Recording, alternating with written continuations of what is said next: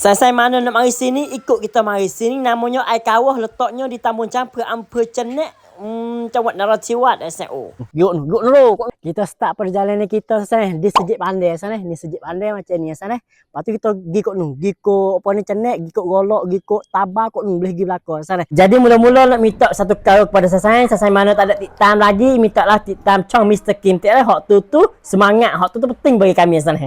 Jangan lupa. Lepas pada kita pergi betul sana, kita akan jumpa dengan Kai Tahan Perang sana. Kita pergi betul lagi. Lepas pada Kai hak ni lagi sana, kita akan jumpa blok Kai hak Sogi. Hak tu lah tempat dia sana. Nanti nak ayah pergi. Kita dengar lagu sudah sana. Oh, siapa lah sana? Oh, Kai Tahan Perang yang kedua. Lepas tu kita ni lekok pergi kanan sana. Jangan pergi betul. Kalau pergi betul tu musuh kiri temuh kok Golok kat sana. Kita lekok kanan pergi masuk dekat Kai Tahan Perang tu sana.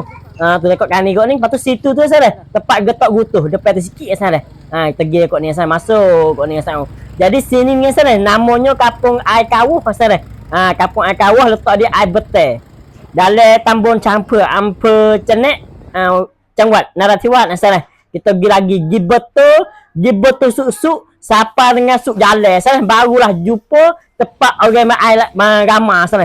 Siapa rasa sana tempat-tempat kita nak mari sana. Saat ni sebenarnya sana banyak lagi kereta. Siapa kita tu buat dah sana. Ni suasana dia tempat cak kereta sana. Kita nak nampak saat ni tu.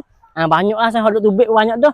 Lepas tu tengoklah ni mutu bacak kereta sana banyak. Siapa sana kita mari tengok suasana air sikit sana. Nak kata air jernih, air comel, air sedap. Tak ada sejuk, tak ada kata panas sana. Air bobo panas. Jadi mai tu tak ada khabar-khabar sana. Sejak roje tak ada rasa gen, tak ada rasa sejuk lagi sana. Pas orang pula sana. Ramai nak hari sana bakal kat marilah sana. Oh, mak kita ni.